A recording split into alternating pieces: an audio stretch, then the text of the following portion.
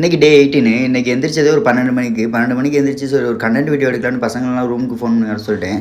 Content video கூட ஒரு அரை மணி நேரத்தில் எடுத்துட்டேன். ஆனால் அவங்க வாய்ஸ் கொடுக்க வைக்கிறவங்களே நான் பட்ட பாடு ஐயோ ஒரு 2 மணி நேரம் கஷ்டப்பட்டு அவங்களெல்லாம் வாய்ஸ் கொடுக்க வச்சு வீடியோலாம் எடிட் பண்ணிட்டு அதுக்கப்புறம் பசங்களாம் ஒன்றா உட்காந்துருந்தோம். சரி வாங்கடா கிரிக்கெட் விளாட போகணும்னு கூப்பிட்டாங்க. அதுக்கப்புறம் பசங்களாம் ஜாலியாக பேசி சிரிச்சுக்கிட்டே கிரிக்கெட் விளாட கிளம்பிட்டோம்.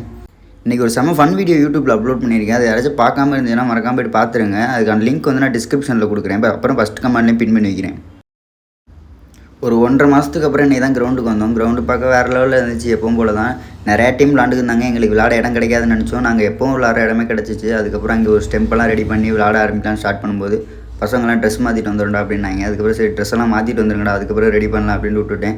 ஒருத்தன் மட்டும் வீடியோ எடுக்கிற பார்த்து ஓடி போயிடுறாங்க. ஏன்னு தெரில. டாஸ் போட்டாங்க. டாஸில் நம்ம டீம் தான் வின் பண்ணிச்சு. நான் பேட்டிங்கை சூஸ் பண்ணேன். அதுக்கப்புறம் நம்ம டீம் பேட்டிங் விளாட ஆரம்பிச்சிருச்சு. நம்ம டீமில் ஃபஸ்ட்டு பேட்டிங் இறங்கியிருக்கிறது வேறு யாரும் இல்லை. இன்றைக்கி தாத்தா வேஷம் போட்டிருந்தாருல அந்த தலைவர் தான் இன்றைக்கி கிரிக்கெட் விளாடுறேன்னு ஃபஸ்ட்டு இறங்கினாப்புல.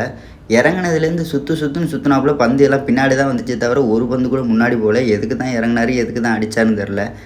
அவ்வளோதான் நண்பர்களே. விளாண்டுட்டு ஒரு 8 மணி இருக்கும். 8 மணியை போல் ரூமில் போய்ட்டு படுத்து தூங்க ஆரம்பிச்சிட்டோம்.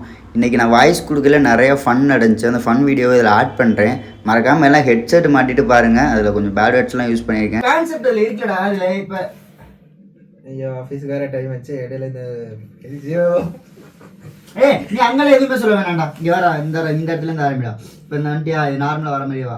எவன்டா அவன் நந்தி மாதிரி நடுவில் அப்படின்ட்டு தள்ளி விட்டு நீ நந்தி மாதிரின்ட்டு தள்ளி விட்டுற. அதுக்கப்புறம் வேலையை பாரு. அதுக்கப்புறம் திரும்ப வந்து என்கிட்ட சீப்பு கேட்குறியா? எங்கள் பாட்டி சீப்பு எனக்கு சாப்பிட வாங்கிட்டு சீவிட்டு நீ சீட்டு போற. அவ்வளோதான் உன்னோட வாய்ஸே போடலாம். இந்த புண்டையை அரை மணி நேரம் யூஸ் பண்ணிருக்கேன். வேற நந்தி மாதிரி நடுவில் கடவுளே.